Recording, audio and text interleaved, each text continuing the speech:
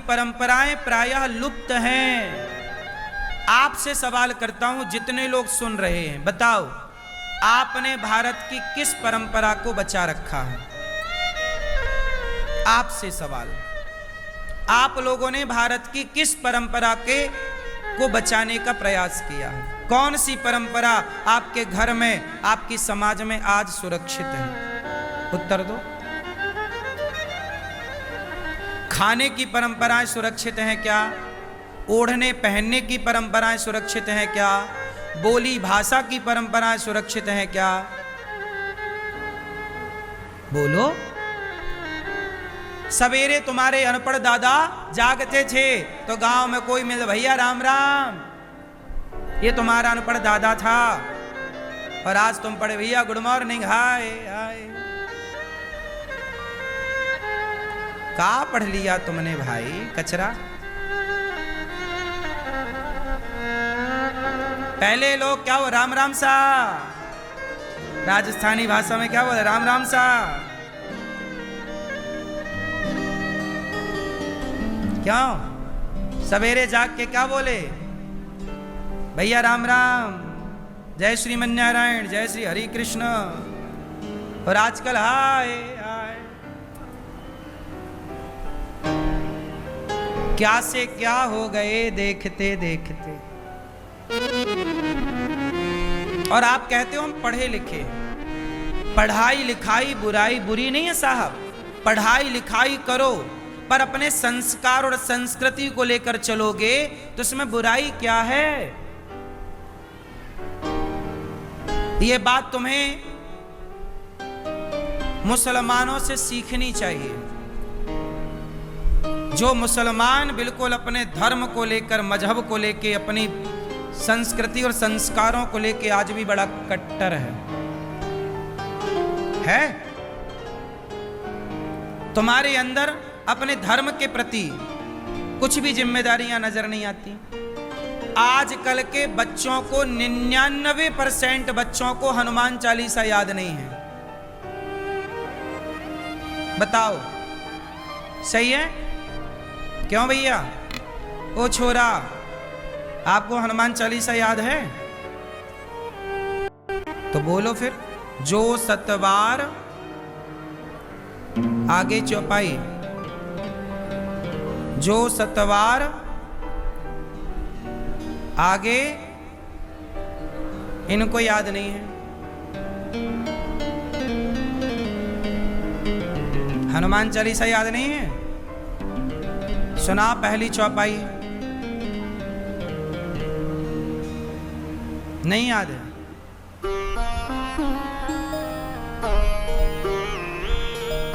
हमारे हिंदू धर्म में तुम्हें याद क्या है? केवल मुन्नी बदनाम हुई। तुम्हें याद क्या है? शीला की जवानी।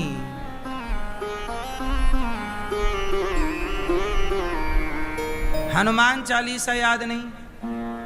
हिंदू धर्म का सबसे बेसिक ग्रंथ है हनुमान चालीसा। पहला पाठ 1 हनुमान चालीसा। यदि ये भी तुम्हें याद नहीं है तो तुम्हारे भरोसे तो हो गई सनातन धर्म की रक्षा।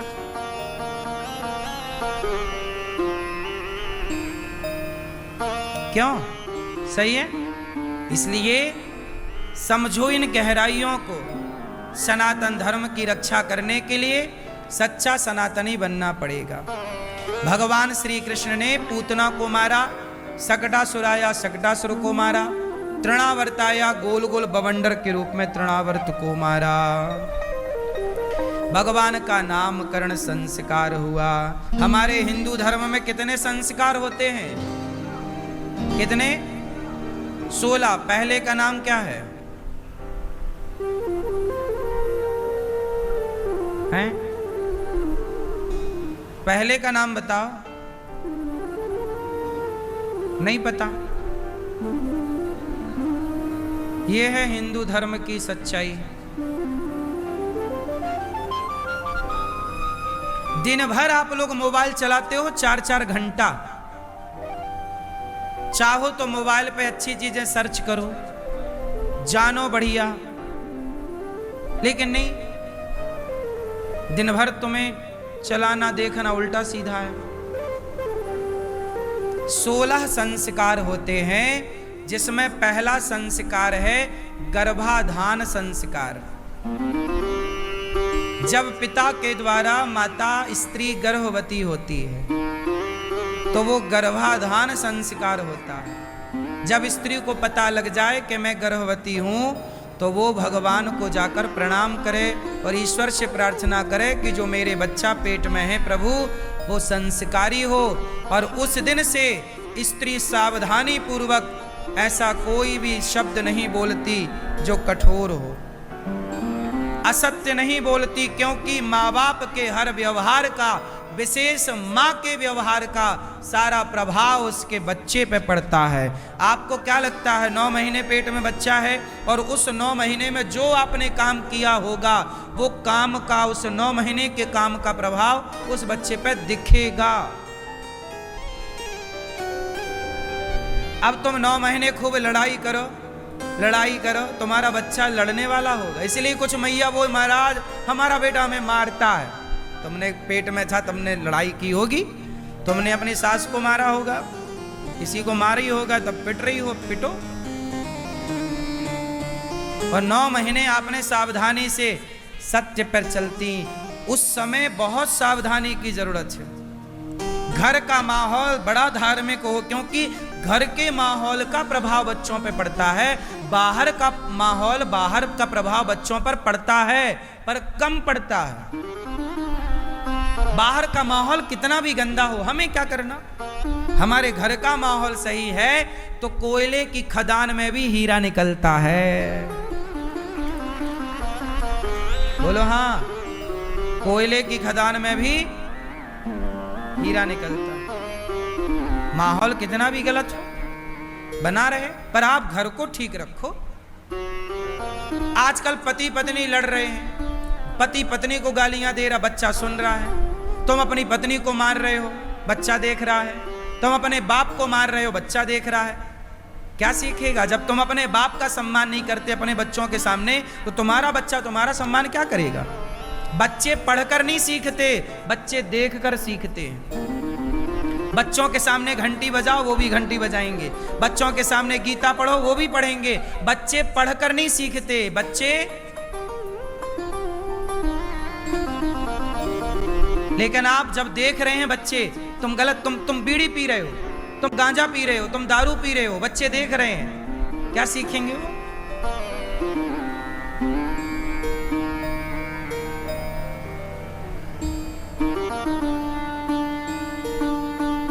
एक लड़की मेरे पास आई, देखो ये बात मुझे बताना नहीं चाहिए, फिर भी मैं बता रहा हूँ, बहुत मर्यादा में रह के, आप समझ लेना।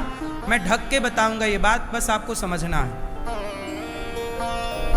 एक लड़की आई मेरे पास, छोटी सी बच्ची थी, मतलब 15-16 साल की।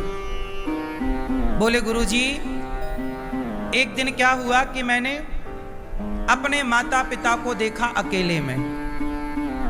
तो मैंने जब अपने माता पिता को अकेले में देखा तो मैं देखती रह गई। और मैंने माँ बाप को जैसा देखा वैसे ही मैंने किसी लड़के के साथ वैसे ही किया।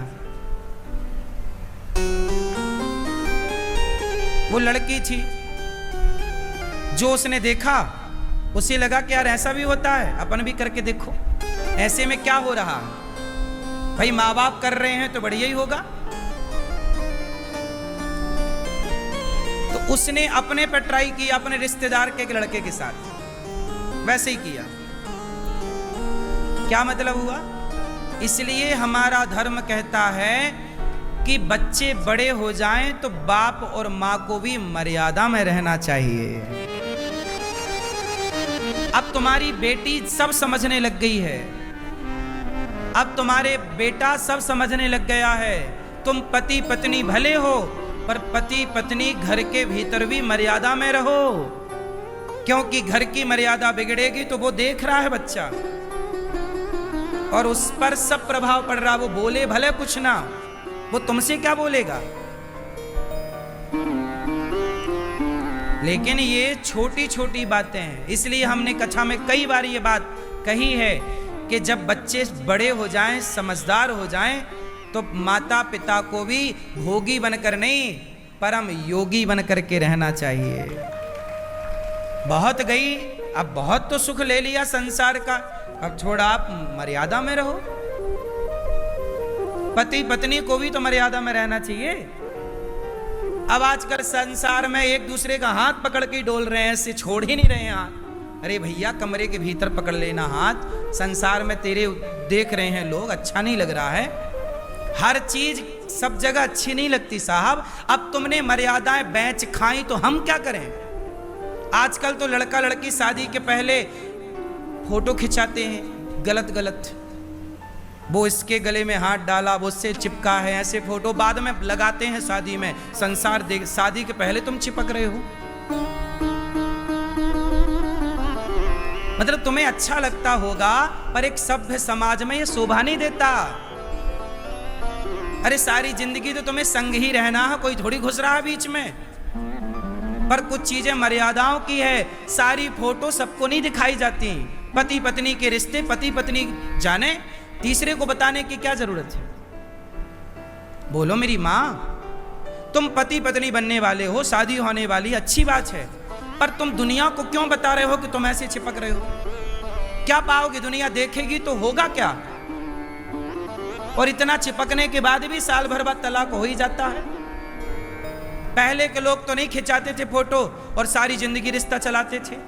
आज तुम जितना चोचला कर रहे हो ना, चोचले कर रहे हो, उतने तुम्हारे रिश्ते कमजोर हैं। क्योंकि बेसिक बुनियादी कुछ है ही नहीं, सब ऊपरी ऊपरी है। बोले ये बात सही है कि गलत। शादियों में पंपलेट वो लगवा देते हैं रास्ते भर में, वो लड़की लड़के ऐसे ऐसे फोटो खिंचा, किससे बता रही हो ये। शादी के पहले किसी मर्द के संग भले वो होने वाला पति हो, पर मर्यादा है। मतलब मर्यादा बेच खाए लोग। तुम्हारा जेठ देख रहा है, संसार देख रहा है, बताओ कोई मर्यादा नाम की चीज ही नहीं। जिस देश में मर्यादा को समझाने के लिए राम प्रकट हुए और मर्यादा पुरुषोत्तम कहलाए, वो देश, मर्यादा का देश आज अमर्यादित हो रहा है। कहीं तो तुम्हारी मर्यादा नहीं दिख रही है।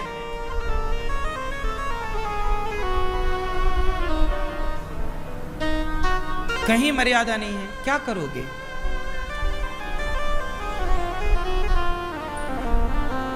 इसलिए मर्यादा सबके लिए है। इसलिए हमारे राम काय के लिए प्रकट हुए, मर्यादा पुरुषोत्तम। मर्यादा ना जाए, ना पति पत्नी की, सुनो, पति पत्नी भी मर्यादा में रहो। ऐसा नहीं है कि तुम पति पत्नी हो तो कुछ भी करो, कहीं भी करो, नहीं। मर्यादाएं, मर्यादा सबके लिए है। जिस दिन उल्लंघन कर दोगे, सीता मैया तो जगत की माता है, जगत जननी है, पर जब वो अपनी मर्यादा की लक्ष्मण रेखा का उल्लंघन करती हैं तो उन पर भी संकट का पहाड़ टूट जाता है।